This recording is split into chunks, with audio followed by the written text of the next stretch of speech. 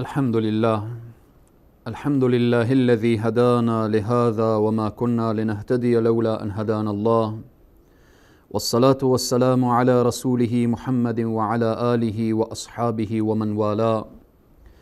قال الله تبارك وتعالى في القرآن العظيم: فأعوذ بالله من الشيطان الرجيم. إن الله اشترى من المؤمنين أنفسهم وأموالهم بأن لهم الجنة. صدق الله العظیم. خدمت همه سروران عزیز و بزرگوار، صائمین ماه مبارک رمضان، شب زنده‌داران ماه مبارک رمضان، مجاهدین راه حق که در ماه مبارک رمضان با دشمن در حال نبرد قرار دارید، السلام علیکم و رحمت الله تعالی و برکاته. سروران عزیز و بزرگوار، ماه مبارک رمضان ماه فتح و پیروزی است، ماه ظفر و کامیابی است، ماه تلاش به خاطر اعلای کلمت الله است. ماه مبارک رمضان ماه کسالت و ماه تنبلی و ماه سستی و ماه ضعف نیست. رمضان نیامده تا ما را ضعیف کنه، رمضان آمده تا ما قوی شویم، در مقابل دشمنان با قوت کامل استادگی نماییم. آیا می دانید اکثر فتوحات از صدر اسلام تا این لحظه، تا وقتی تاریخ رو ورق بزنیم، تا جنگ های معاصر، جنگ های حق و باطل که با هم دیگر صورت گرفته، مسلمان ها در ماه مبارک رمضان فتح و ظفر و پیروزی نصیبشان شده؟ یا اینکه شاید در ذهن بعضی از بینندگان عزیز و گرامی این بیایه که ماه مبارک رمضان ماه جنگ، ماه نبرد، ماه معرکه. بعضی انسان ها فکر میکنن فقط رمضان به خاطر این آمده که بخوابیم، شب بیدار روز خوابیدن. چنین نیست سروران عزیز و بزرگوار. فتوحات اسلامی تاریخ را ورق بزنیم، ببینیم که الله سبحانه و تعالی فتح و ظفر و پیروزی نصیب مسلمان ها گردانیده در ماه مبارک رمضان. معامله هست. ان الله اشترى من المؤمنین انفسهم و اموالهم بأن لهم الجنه. کسانی هستند با الله سبحانه و تعالی معامله دارن، با الله سبحانه و تعالی بیع و شرا دارن، مال میدهن، جان میدهن، به عوض جنت پروردگار عالم را از آن خود میکنن. از این که میگیم ماه مبارک رمضان ماه فتوحات هست، نمونتاً دهها فتح و پیروزی در ماه مبارک رمضان از آن مسلمین شده است که من نمونتاً از صدر اسلام و تا قرنهای اواخر که فتوحات در ماه مبارک رمضان نصیب مسلمین گردیده، به طور خلاصه و فشرده بیان می کنم. غزوه بدر، غزوة الكبرى، غزوه بدر، الله سبحانه وتعالى می فرماید اذن للذین یقاتلون بانهم ظلموا و ان الله على نصرهم لقدیر. غزوه بدر چی وقت بود؟ در ماه مبارک رمضان، سال دوم هجری. مسلمان ها بیرون میشن، 313 نفر، بیشتر یا کمتر، بعضی اقوال آمده 317 نفر، 319 نفر. با تعداد کم حرکت میکنن، میرن در مقابل دشمن. الله سبحانه و تعالی برایشان اذن داده شده بود، چون برای اینها ظلم شده بود، برای اینها ستم شده بود، از شهر خود رانده شده بودند، از خانه های خود رانده شده بودند. الله سبحانه و تعالی اذن داده شده بود بروید حق خود را بگیرید از کفار و از ظالمین. حرکت میکنن، میرن. وقتی که در منطقه بدر میرسن، در آنجا کاروانی که مسلمان ها رفته بودن تا اینکه حق خود را از اینها بگیرن، به اذن الله سبحانه و تعالی کاروان از مسیر دیگری طرف مکه روان میشه و اهل مکه با 1000 نفر با تمام امکانات میآیند به سراغ مسلمان ها و جنگ بدر رخ میده. خلاصه این است که این جنگ، این غزوه در ماه مبارک رمضان سال 2 هجری، الله سبحانه و تعالی فتح و ظفر و پیروزی را از آن مسلمین میگردانه. مسلمان ها پیروز میشن. حالا وقتی که ما میبینیم که الله سبحانه و تعالی پیرامون این غزوه در صور مختلف بحث از این سوره داره، بحث از این غزوه داره، در سوره آل عمران، در سوره انفال، در سوره حج. در این سور الله سبحانه و تعالی از بدر یاد میکنه، از فتح و ظفر و پیروزی مسلمان ها یاد میکنه. این غزوه در ماه مبارک رمضان بوده. به طور خلاصه و فشرده دروسی که ما از این میگیریم: اولا، برای امت اسلامی مسئله قومیت و زبان و اینها مطرح نیست. در بدر اوس و خزرج، یعنی انصار، به همراه مهاجرین دوشا دوش کنار هم دیگر قرار گرفته بودند و به خاطر عقیده خود روان شده بودند. جنگ عقیده هست. به خاطر عقیده خود، به خاطر دفاع از عقیده خود کنار هم دیگر قرار گرفتن. الله سبحانه و تعالی فتح و ظفر را آورد. دوم، عجله نکردن و نصرت و به پیروزی و به اینها، بلکه عمل خاص به خاطر الله سبحانه و تعالی و حرکت کردن، اخلاص، عمل، توکل. این سه چیز که یک جا شد، الله سبحانه و تعالی فتح و ظفر و پیروزی رو میاره. مسلمان های امروزی اگر اخلاص هست عمل نیست، اگر عمل هست اخلاص نیست، اگر اخلاص و عمل هست توکل نیست. پس بنان این سه چیز که یک جا شد، اخلاص و عمل و توکل به الله سبحانه و تعالی، و همچنین اطاعت از امیر. رسول اکرم صلی الله علیه و سلم امیر این حرکت، غزوه بدر تحت قیادت رسول اکرم صلی الله علیه و سلم. صحابه با جان و دل فرمان رسول اکرم صلی الله علیه و سلم را میپذیرفتند و قبول میکردند. وقتی خبر شدند که قافله رفته، نبود که صحابه فقط قصد و اراده و نیتشان همان قافله بوده باشه و همان بالاخره گرفتن شترها و مال و اینها بوده باشه. رسول اکرم صلی الله علیه و سلم فرمودند قافله رد شده، ما در مقابل دشمن باید استاده شویم. صحابه گفتن سمعنا و اطعنا. اطاعت از امیر فتح و ظفر و پیروزی میاره. پس به طور خلاصه و فشرده، غزوه بدر در ماه مبارک رمضان و همچنین در ماه مبارک رمضان فتح مکه خیلی مهمه.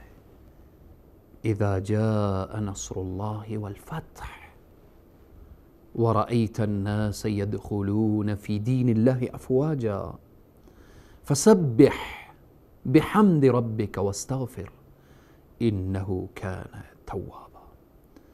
فتح مکه در سال 8 زمانی که رسول اکرم صلی الله علیه و سلم از مدینه منوره بیرون میشن رو به طرف مکه مکرمه، یک لحظه انسان فکر بکنه هوای گرم سرزمین جزیره العرب، دشت سوزان بین مکه و مدینه، در ماه مبارک رمضان به فرمان الله سبحانه و تعالی حرکت کردن، به فرمان الله روزه گرفتن.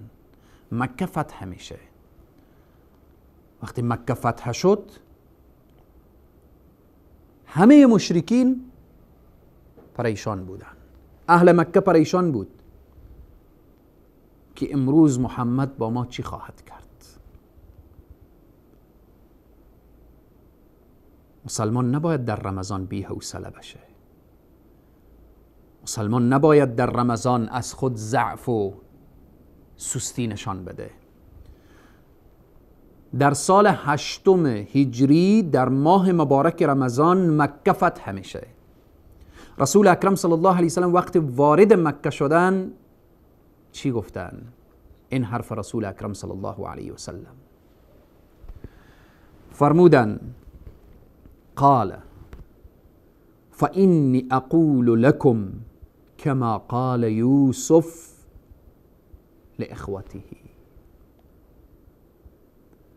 من او چیزی میگویم که یوسف و برادران خود گفت لا تثریب علیکم اليوم اذهبوا فأنتم الطلقاء. الله اکبر.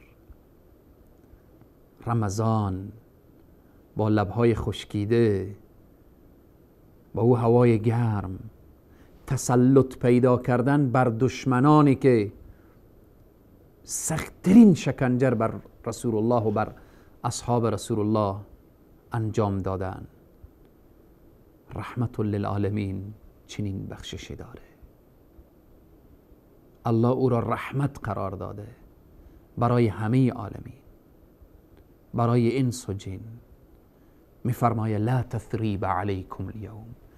امروز روز ملامتی نیست، همه شما را بخشیدم، بروید، همه شما آزاد هستید.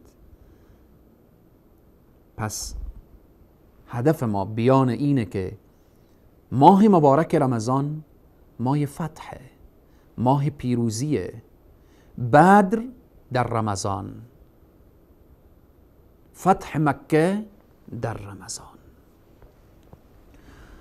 فتوحات دیگری که وقتی ما نگاه میکنیم در تاریخ، شاید بیان هر کدام به توضیح و به تشریح انقدر وقت برای ما اجازه نده، فقط به طور خلاصه و فشرده تا اینکه عزیزان بدانن و بفهمن که ماه مبارک رمضان ماه فتح و پیروزی هست. فتوحات مسلمین در ماه مبارک رمضان بوده، اکثر فتوحات که وقتی غزوه بدر یاد کردیم، فتح مکه را. سوم معرکه بویب در سال 13 هجری در ماه مبارک رمضان به قیادت مثنی ابن حارثه که حرکت میکنه و در منطقه بویب که در عراق هست، در اونجا فتح و ظفر و پیروزی از آن مسلمین میشه. و همچنین معرکه قادسیه در 15 هجری در ماه مبارک رمضان. مسلمان ها وقتی حرکت میکنن در قادسیه به قیادت سعد بن ابی وقاص، صحابه جلیل القدر رسول اکرم صلی الله علیه و سلم، الله سبحانه و تعالی فتح و ظفر و پیروزی از آن مسلمین میگردانه. جای تفکر اینه که این غزوات و این معرکه ها و این جنگ ها در ماه مبارک رمضان،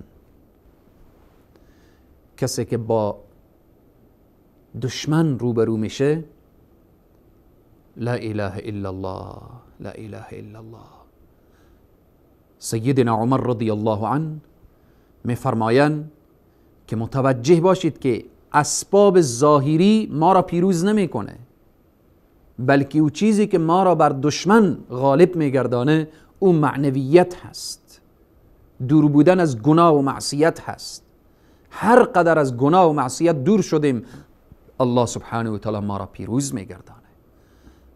پس بناءً سریعتر میگذرم، معرکه نوبه در 31 هجری که مسلمان ها در ماه مبارک رمضان پیروز میشن که به قیادت عبدالله ابن ابی سرح که الله سبحانه و تعالی فتح و ظفر و پیروزی از آن مسلمین میگردانه. و همچنین وقتی نگاه میکنیم فتح جزیره رودس در سال 53 در ماه مبارک رمضان 53 هجری مسلمان ها پیروز میشن که این معرکه و این جنگ به قیادت جناده ابن ابی امیه که الله سبحانه و تعالی فتح و ظفر و پیروزی را از آن مسلمین میگردانه. و همچنین فتح بلاد اندلس در سال 92 که الله سبحانه و تعالی فتح و ظفر را از آن مسلمین میگردانه به قیادت طارق ابن زیاد. و همچنین چون وقت ما کم هست باید سریعتر بگذاریم و اینقدر بدانیم که ماه مبارک رمضان ماه فتح، ماه ظفر، ماه پیروزی هست. و همچنین فتح منطقه هند و پاکستان به دست در سال 94 در ماه مبارک رمضان به قیادت محمد قاسم ثقفی الله سبحانه و تعالی فتح و ظفر و پیروزی نصیب مسلمین میگردانه. فتح اموریه یا اموریه که یکی از مدن یا شهرهای بزرگ امپراتوری بیزنطی هست در سال 223 هجری در ماه مبارک رمضان در زمان خلیفه مسلمین معتصم که داستان معروف و مشهور هست که یک زن وقتی صدا میکنه و معتصما، الله سبحانه و تعالی در ماه مبارک رمضان فتح و ظفر و پیروزی را از آن مسلمین میگردانه. و همچنین فتح سرقوسه در رمضان در سال 264 که جعفر ابن محمد هست.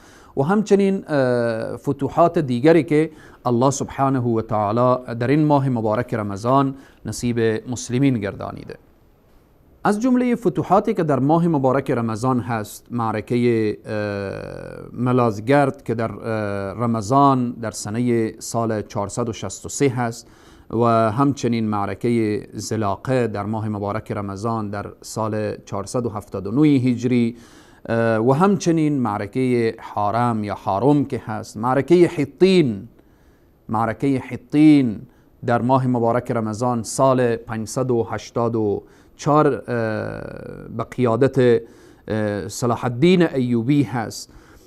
و همچنین معرکه عین جالود در ماه مبارک رمضان، معرکه ارمنیا در ماه مبارک رمضان، معرکه شقحب در ماه مبارک رمضان و فتح بوسنی و هرسک در ماه مبارک رمضان و دهها فتح و فتوحات دیگر در ماه مبارک رمضان. از اینها چی درس میگیریم؟